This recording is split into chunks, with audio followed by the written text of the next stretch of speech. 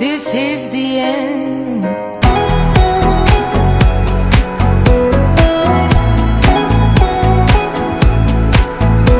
Hello friends, welcome back to my YouTube channel. ನಮ್ಮ sister ಹೇಳಿದ್ರು ಹಲಸಿನಕಾಯಿ ಕಬಾಬ್ ಮಾಡ್ತೀನಿ, ಹಲಸಿನಕಾಯಿ ತರೋಕೆ ಅಂತ. ಸೊ ನಾವು ಬಂದಿದ್ದೀವಿ ಹಲಸಿನಕಾಯಿ ತರೋಕೆ.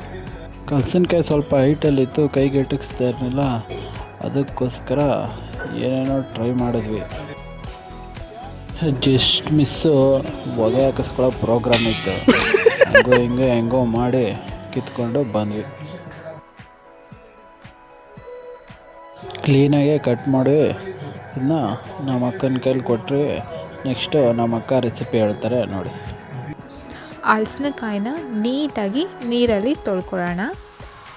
ನೆಕ್ಸ್ಟು ಒಂದು ಪಾತ್ರೆಯಲ್ಲಿ ಹಲಸಿನಕಾಯಿ ಮುಳುಗೋ ಅಷ್ಟು ನೀರು ಹಾಕಿ 1 ಟೇಬಲ್ ಸ್ಪೂನ್ ಉಪ್ಪು ಹಾಗೆ ಸ್ವಲ್ಪ ಅರಿಶಿನ ಹಾಕಿ ಒಂದು ಕುದಿ ಬೇಯಿಸ್ಕೊಳ್ಳೋಣ. ಅದು ಬೇಯ್ತಾ ಇರುತ್ತೆ, ಮಸಾಲೆ ರೆಡಿ ಮಾಡ್ಕೊಳ್ಳೋಣ ಬನ್ನಿ. 2 ಟೇಬಲ್ ಸ್ಪೂನಷ್ಟು ಮೊಸರು, 2 ಟೇಬಲ್ ಸ್ಪೂನಷ್ಟು ಎಣ್ಣೆ, ಹಾಗೆ 2 ಟೇಬಲ್ ಸ್ಪೂನಷ್ಟು ಅಕ್ಕಿ ಹಿಟ್ಟು, 2 ಟೇಬಲ್ ಸ್ಪೂನಷ್ಟು ಮೈದಾ ಹಿಟ್ಟು, 3 ಟೇಬಲ್ ಸ್ಪೂನಷ್ಟು ಕಾರ್ನ್ಫ್ಲೋರು, 2 ಟೇಬಲ್ ಸ್ಪೂನಷ್ಟು ಅಚ್ಕಾರದ ಪುಡಿ, 2 ಟೇಬಲ್ ಸ್ಪೂನ್ ಧನಿಯಾ powder, 2 table spoon garam masala, 2 table ಸ್ಪೂನಷ್ಟು ಶುಂಠಿ ಬೆಳ್ಳುಳ್ಳಿ ಪೇಸ್ಟ್. ಸಾಲ್ಟು ಹಲಸಿನಕಾಯಿ ಬೇಯಬೇಕಾದ್ರೇ ಹಾಕಿರ್ತೀವಿ, ನೋಡಿಕೊಂಡು ಸಾಲ್ಟ್ ಹಾಕ್ಕೊಳ್ಳಿ. ಇವಾಗ ಸ್ವಲ್ಪ ನೀರು ಸೇರಿಸ್ಕೊಳ್ತಾ ಅದನ್ನು ನೀಟಾಗಿ ಕಲಿಸ್ಕೊಳ್ಳಿ. ಇವಾಗ ಬೇಯಿಸ್ಕೊಂಡಿರುವಂತಹ ಹಲಸಿನಕಾಯಿನ ಅದಕ್ಕೆ ಹಾಕಿ ಮಿಕ್ಸ್ ಮಾಡ್ಕೊಳ್ಳೋಣ.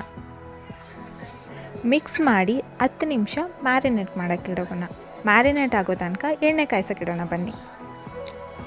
ಎಣ್ಣೆ ಕಾದಿದೆ, ಇವಾಗ ಹಲಸಿನಕಾಯಿನ ಹಾಕಿ ಫ್ರೈ ಮಾಡೋಣ. ಲೋ ಫ್ಲೇಮಲ್ಲಿ ಹಾಕಿ ಹಲಸಿನಕಾಯಿನ ನೀಟಾಗಿ ಬೇಯಿಸ್ಕೊಳ್ಳಿ.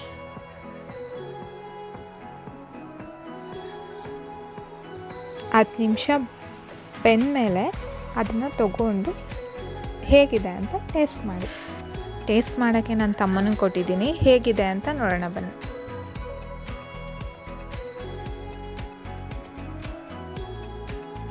ಸೇಮ್ ಚಿಕನ್ ಕಬಾಬ್ ಥರನೇ ಇದೆ ಫ್ರೆಂಡ್ಸ್. ನೀವೊಂದು ಸತ ಟ್ರೈ ಮಾಡಿ, ತುಂಬ ಟೇಸ್ಟ್ ಚೆನ್ನಾಗಿರುತ್ತೆ.